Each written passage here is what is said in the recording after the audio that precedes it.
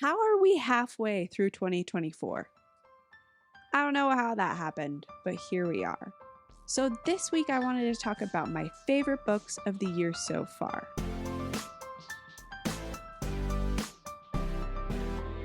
And this is how I'm going to do it. I'm going to tell you my top 3 books in every genre. So we're going to start with romance. At number 3, we have The 7-Year Slip. I honestly wasn't expecting this book to have a little bit of fantasy and was so pleasantly surprised by that. In the book, Clementine has inherited her aunt's house after she passed away.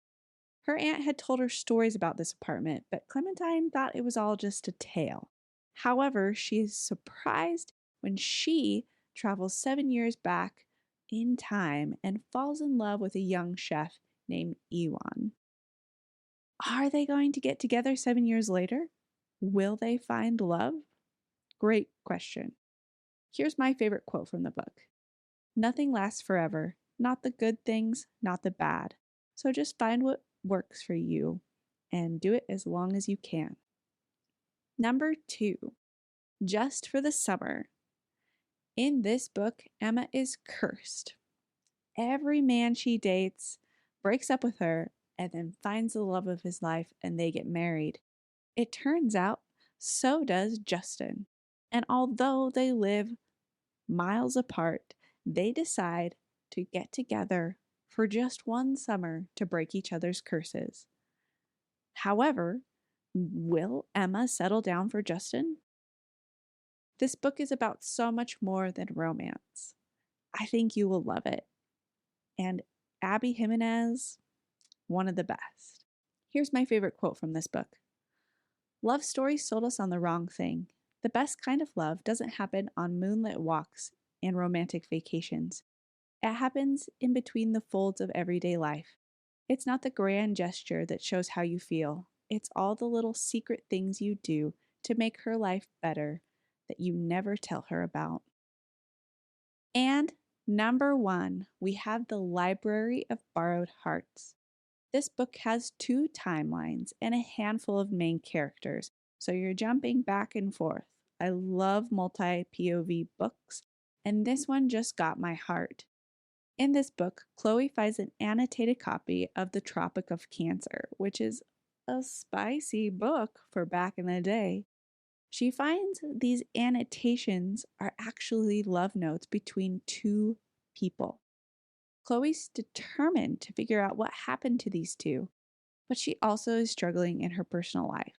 She had to drop out of school where she was trying to become a librarian to take care of her 3 siblings when her mom disappears. This book is about love, yes, but it's also about found family and a love of books. If you love the classics, you definitely need to check this book out. Here's my favorite quote. It's strange, isn't it, to think that a hard heart could make you more vulnerable instead of less. Honestly, it's going to be hard for any of these books to get knocked from the top 3. However, I have yet to read Funny's story, and I love Emily Henry. So we'll see if that one makes the chart. I know a lot of people haven't loved it, but I loved Happy Story or Happy Place, and a lot of people didn't like it. So, moving on to historical fiction. Now, I honestly haven't read that many historical fiction novels this year. I read historical fantasies like Babel and the Poppy War, which I'm not sure if they qualify to be historical fiction, but I will tell you about the 2 historical fictions that I've read this year, and they were both amazing. So, at number 1 is The Women by Kristen Hanna. This book is about a nurse named Frankie McGrath, who has never saw herself as a hero until one man opens her eyes and says, "Why aren't there any women on the wall?" And then bam, she is enlisting to go to Vietnam. I learned so many things about the Vietnam War and the people who fought and died in that war. This book was beautifully written and beautifully researched. Here's my favorite quote from this book. In this crazy, chaotic, divided world that was run by men, you could count on the women. The second book I read was The Huntress by Kate Quinn. This book has 3 different POVs and 3 different timelines, so you're constantly jumping from here to there. However, it was simple to keep track of who was talking. In this book, Ian Graham, a Nazi hunter, is looking for the woman who killed his brother during World War II. Her name is the Huntress. Also, Dorn McBride, a 17-year-old whose father just got remarried to a woman who she suspects as a Nazi. And the third perspective is Nina, a 17-year-old who falls in love with flying and joins the Soviet Union Army to fight during World War II. Find out how all 3 of these stories are connected in The Huntress. Here's my favorite quote from the book. Building a generation is like building a wall, one good, well-made brick at a time, one well-made child at a time. Enough good bricks, you have a good wall. Enough good children, you have a generation that won't start a world-enveloping war. I have more in-depth videos about both of these books, so if you read them and loved them, make sure you check those out. Now let's move to fantasy. I have read so many good fantasy books this year. It's been my favorite genre. Can't get enough. So here are some of my honorable mentions.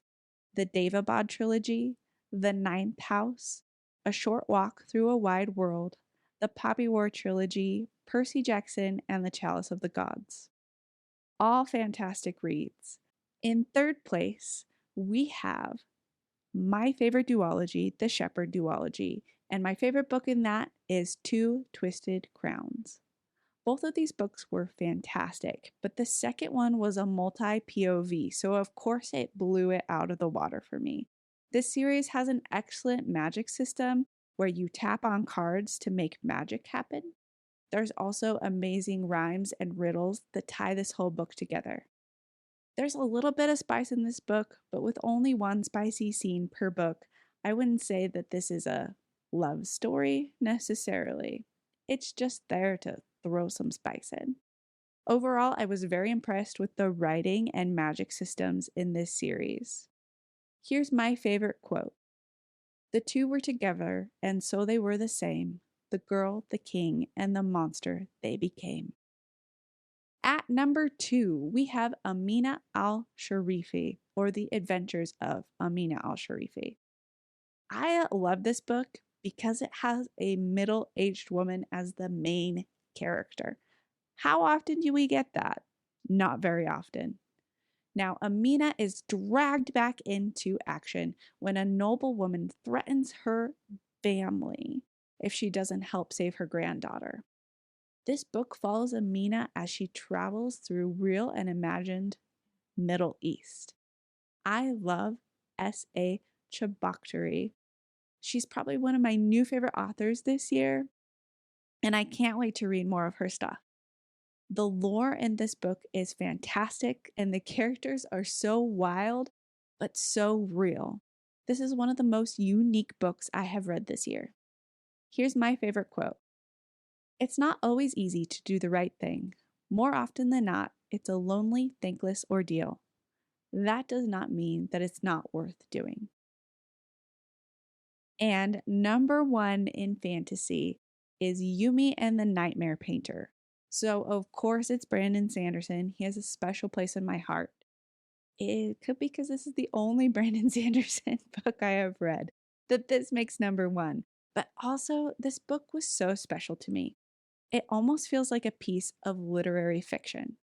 It has great themes, great magic, and great characters.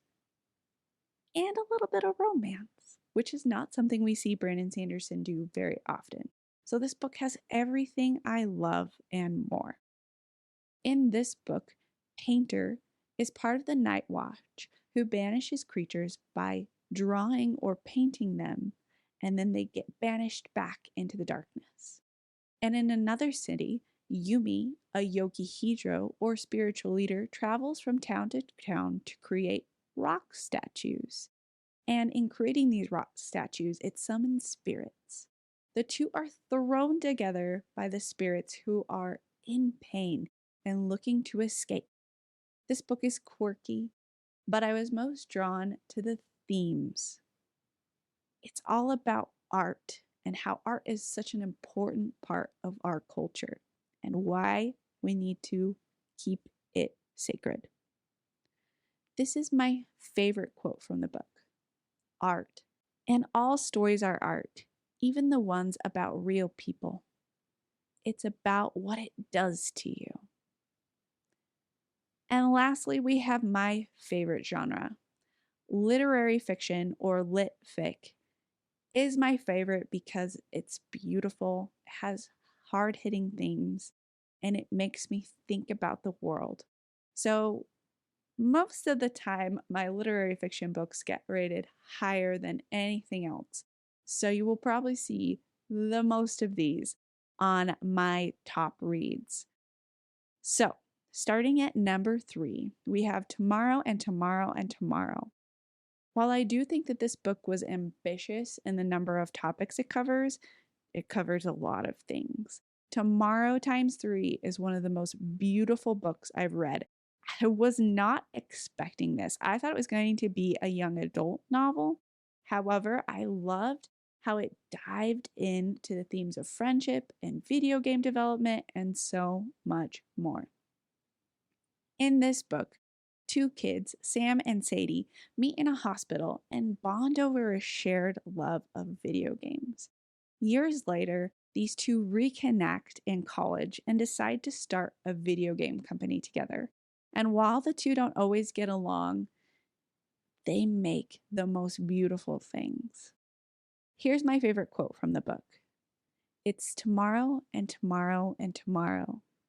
It's the possibility of infinite rebirth, infinite redemption.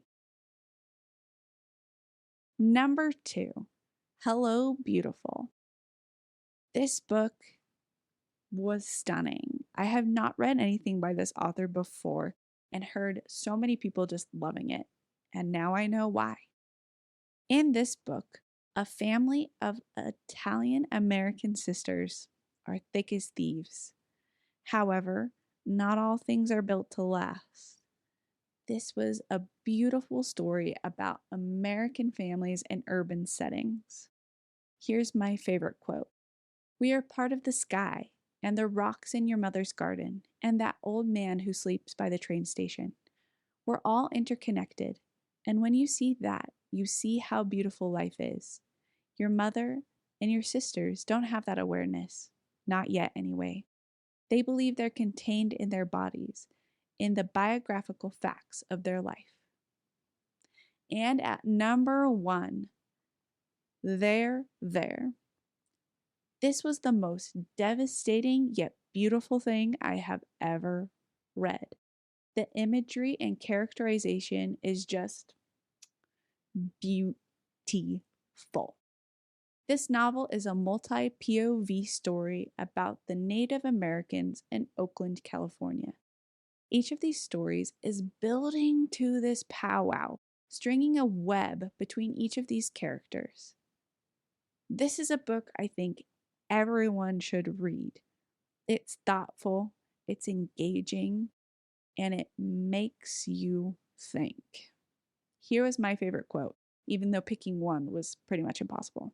Listen, baby, it makes me happy you want to know, but learning about your heritage is a privilege we don't have. And anyway, anything you hear from me about your heritage does not make you more or less Indian, more or less a real Indian.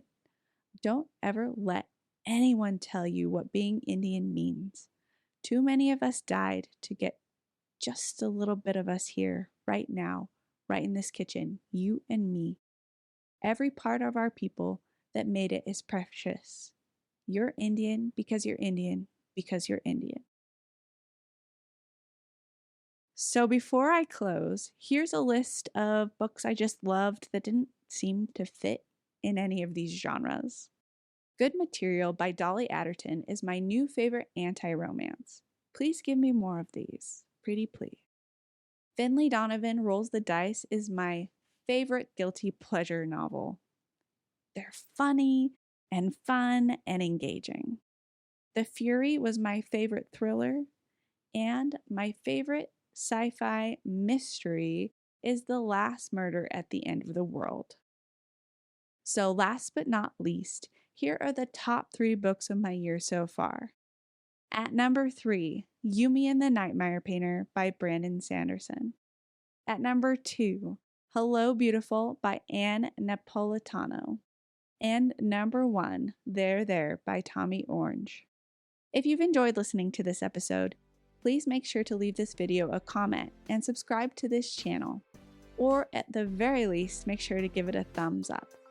I'm a very small creator and I'm hoping to build my fan base, so any engagement you give me is much, much appreciated. I'll be taking a break from making new videos in July, but I will be redoing some of my old videos, and you can look for these on my podcast. It's on Apple, it's on Spotify, it's on anywhere you find your podcast. Also, if you'd like to connect with me further, my email address is atyet33@gmail.com. You can also find me on Instagram in the link below. If you've enjoyed listening to this episode, please leave this podcast a review. I think you'd be the first reviewer, and that would mean the world to me. I'm pretty new to the podcast scene and appreciate you giving it a review or sharing this episode with a friend. Next week on the podcast, we will be looking at one of my favorite fantasy novels of the year, Yumi and the Nightmare Painter. Have a great week and happy reading.